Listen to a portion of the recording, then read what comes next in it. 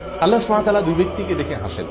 তাদের ভিতরে এক ব্যক্তি হলেন তিনি, যিনি প্রচন্ড শীতের রাতে আরামের বিছানা ছেড়ে দিয়ে শরীরে থাকা লেপ কম্বল ইত্যাদির উষ্ণতাকে উপেক্ষা করে ঝেড়ে ফেলে দিয়ে উঠে দাঁড়িয়ে যান এবং ওযু করে নামাজ শুরু করেন।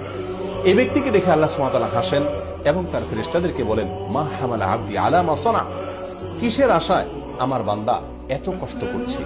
ফেরেশতাগণ তখন জবাবে বলেন, রব্বানা রাজা মা ইনদাক ওয়া শাফাকাতাম মিম্মা ইনদাক, আপনার কাছে যে নিয়ামত রয়েছে, পুরস্কার রয়েছে, জান্নাত রয়েছে তার আশায়, এবং আপনার কাছে যে শাস্তি এবং জাহান্নামের আয়োজন রয়েছে তার ভয়ে এই কনকনে শীত উপেক্ষা করে আপনার বান্দা উঠে নামাজ শুরু করেছে।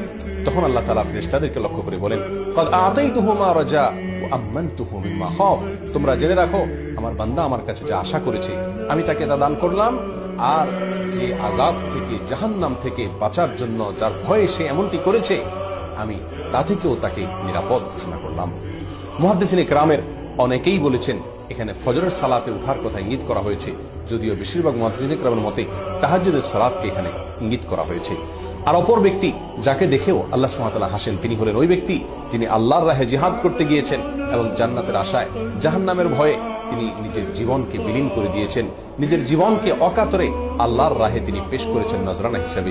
এই ব্যক্তিকে দেখেও আল্লাহ তাআলা হাসেন এবং তার ফেরেশতাদের সঙ্গে একই রকমের কথোপকথন তিনি করে থাকেন। সম্মানিত ভাই বন্ধুগণ, শীতের মৌসুমে প্রতিটি রাতে আমরা চাইলে আমাদের মালিককে হাসাতে পারি।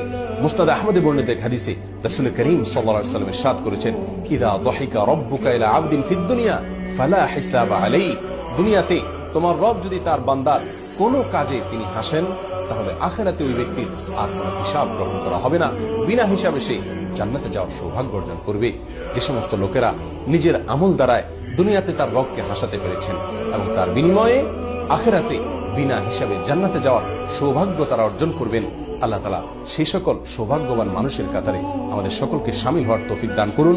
আসসালামু আলাইকুম ওয়া রাহমাতুল্লাহি ওয়া বারাকাতুহু।